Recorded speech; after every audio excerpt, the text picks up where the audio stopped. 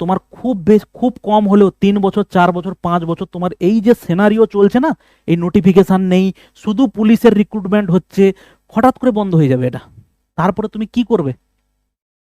আজকে তোমরা অনেক স্টুডেন্টকে আমি দেখি 22 বছর 23 বছর 24 বছর 25 বছর করে বয়স, স্যার আমার ভাল লাগছে না পড়তে। বলো তোমার কাছে দ্বিতীয় অপশান কিছু আছে?